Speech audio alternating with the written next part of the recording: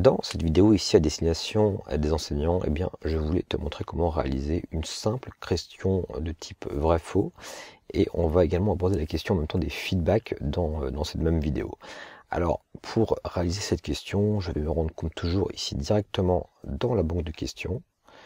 Donc je clique ici sur questions, et bien je vais simplement créer la question dans la partie ici test numéro 3. Et je clique ensuite donc sur le bouton créer une question.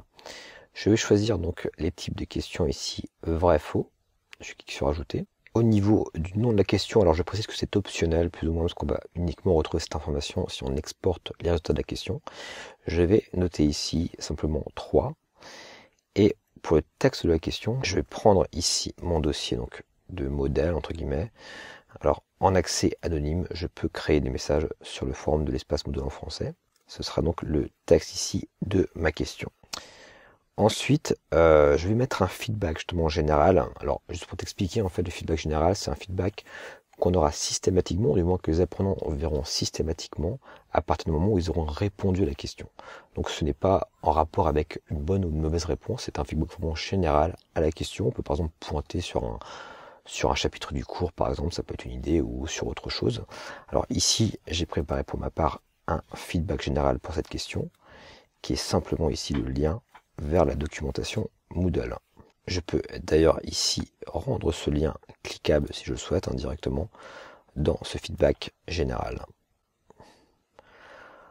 Ensuite, la réponse correcte est effectivement faux ici, puisque je ne peux pas créer de message lorsque je suis donc connecté en tant qu'anonyme sur un espace Moodle en général. Donc je ne vais pas modifier ici la réponse correcte. Et au niveau du feedback pour la réponse vraie, ici je vais récupérer un feedback que j'ai préparé. Donc l'accès anonyme permet uniquement ici d'accéder aux ressources d'un cours, etc. Je vais noter ici cette phrase pour le feedback pour ma réponse vraie. Cela oriente en fait donc l'apprenant vers bien la bonne réponse entre guillemets.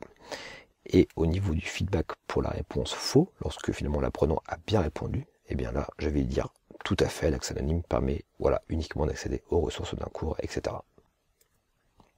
Enfin, pour terminer, je clique simplement ici sur enregistrer.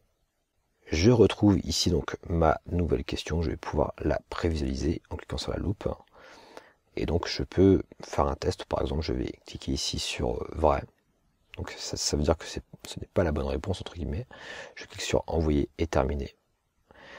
Et donc j'ai bien ici le feedback pour ma réponse vraie, donc l'accès anonyme permet uniquement d'accéder aux ressources, etc.